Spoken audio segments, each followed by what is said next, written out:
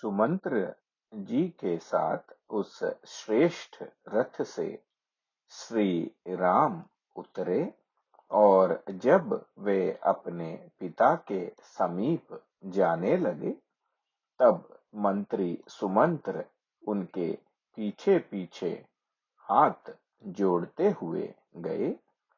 वहां राजमहल कैलाश शिखर के समान उज्जवल और ऊंचा था।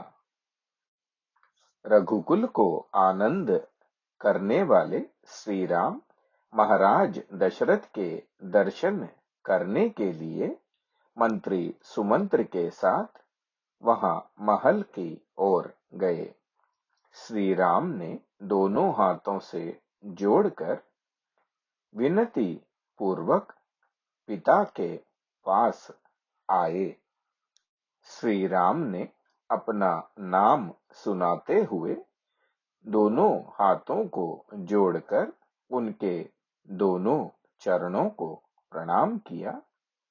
श्री राम को पास आए देखकर हाथ जोड़ प्रणाम करते हुए राजा ने उनके दोनों हाथ पकड़ लिए और अपने श्री राम के दोनों हाथों को पकड़कर अपने प्रिय पुत्र श्री राम को अपने पास खींचकर राजा दशरथ ने अपनी छाती से लगा लिया।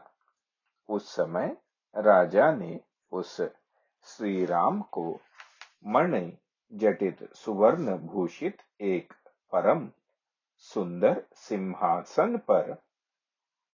सुवर्ण सिंहासन पर बैठने की आज्ञा दी, जो पहले उनके लिए वहां उपस्थित की गई थी। जैसे निर्मल सूर्य प्रातः उदय काल में मेरु पर्वत को अपनी किरणों से उद्भासित करता है, उसी प्रकार से श्री राम उस श्रेष्ठ आसन को ग्रहण करने के पश्चात अपनी प्रभा से उसे प्रकाशित करने लगे। उनसे प्रकाश हुई वह सभा अत्यंत शोभा पा रही थी।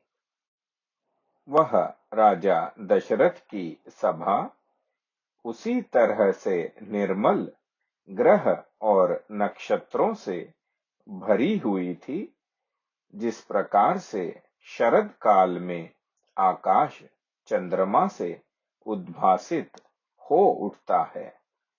वैसे सुंदर वेशभूषा से अलंकृत हुए अपने प्रतिबिंब को दर्पण में देखते हुए मनुष्य संतोष प्राप्त होता है, उसी प्रकार से शोभाशाली अपने प्रिय पुत्र श्री राम को देखकर राजा बहुत प्रसन्न हुए।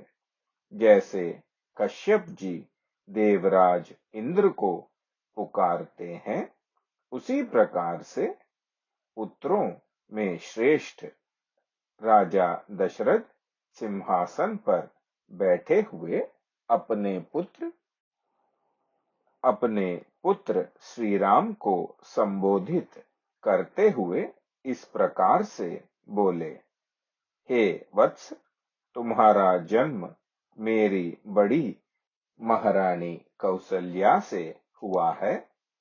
तुम अपनी माता के अनुरूप उत्पन्न हुए हो। हे श्री राम, तुम गुणों में मुझसे बढ़कर हो, अतः मेरे परम प्रिय पुत्र हो। तुमने अपने गुणों से इन समस्त प्रजा को प्रसन्न किया है।